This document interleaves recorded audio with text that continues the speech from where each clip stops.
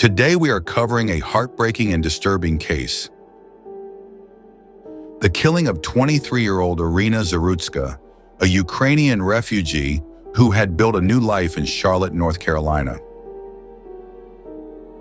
In this video, you will also see live footage of the tragedy itself, as well as the reactions of President Donald Trump.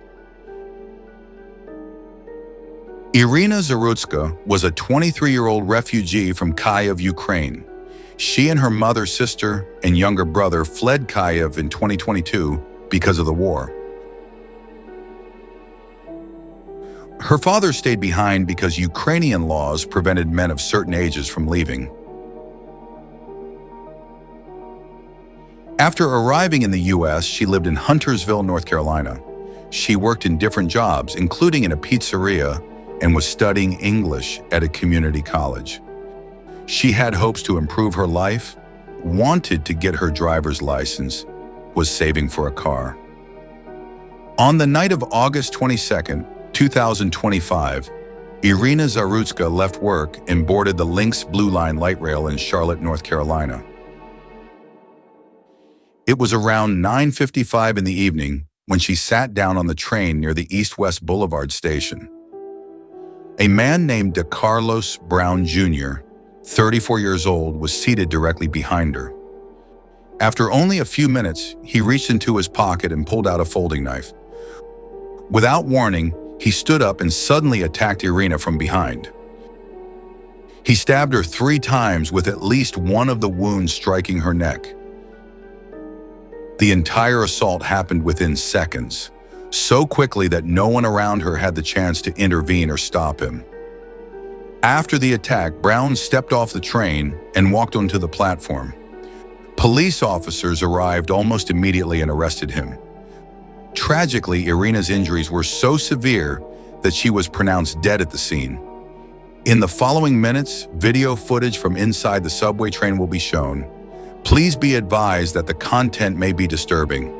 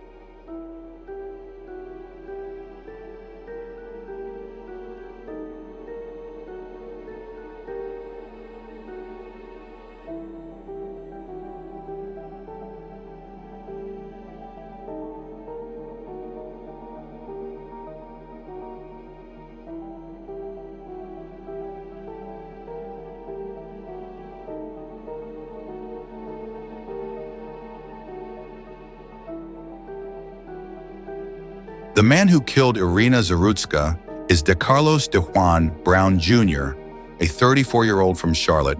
He had a long criminal history that included robbery with a dangerous weapon, breaking and entering, and multiple theft charges. At the time of the attack, he was homeless and struggled with severe mental illness. Brown had been diagnosed with schizophrenia, and his family reported that he often suffered from disturbing delusions. According to his sister, he believed that Iryna was reading his mind.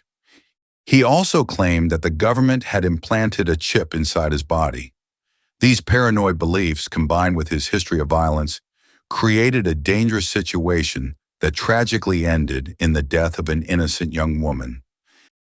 After his arrest, Brown was charged with first-degree murder under North Carolina state law. In addition to the state charges, federal prosecutors also became involved.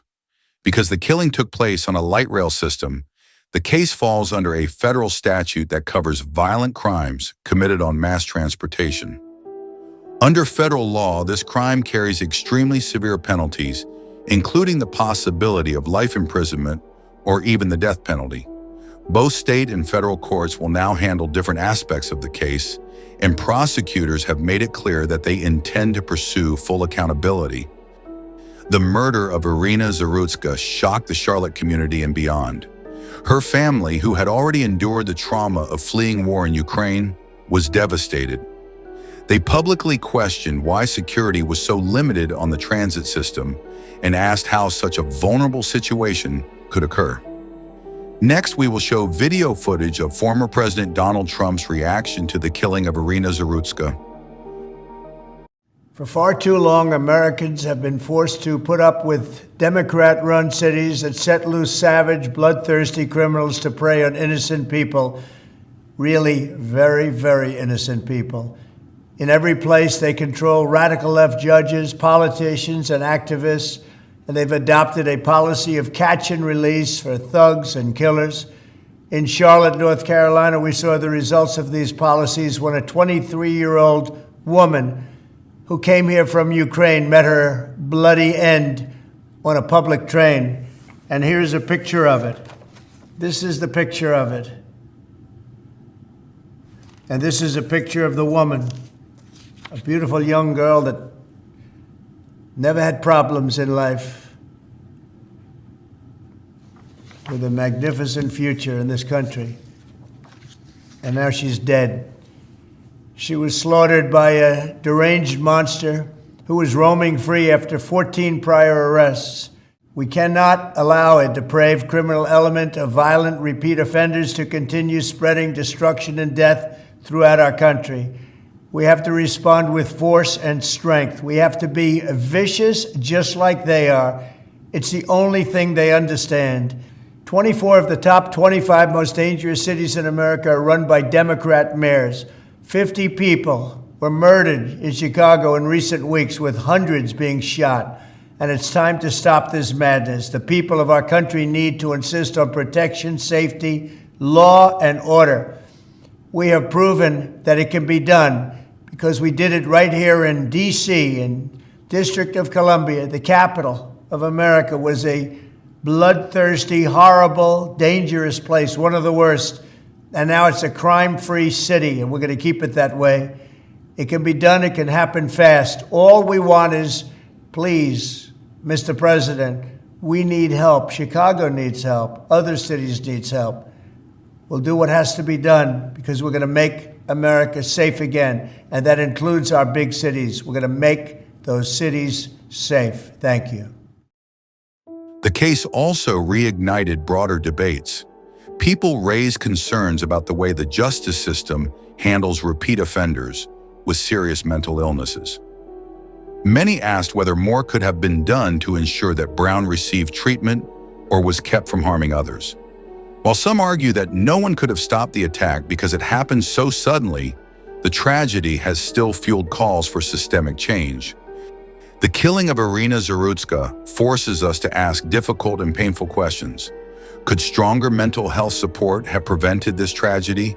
Should the justice system intervene more forcefully when someone shows signs of dangerous delusions? How can communities protect innocent people without stigmatizing those who live with mental illness? Iryna's story is also a reminder of the hopes and dreams of refugees who come to a new country to start fresh. She was determined to study, work, and build a life in safety. Her murder cut short a future that was full of promise, making the loss even more devastating. The death of Iryna Zarutska is a tragic reminder of how quickly life can be taken away and how complex issues like mental health and justice affect real people in the most heartbreaking ways. Her story should not be forgotten. Thank you for watching and listening. Please consider liking this video and subscribing to the channel to support our work. Sharing this video can help honor Iryna's memory and raise awareness. Stay safe and stay compassionate.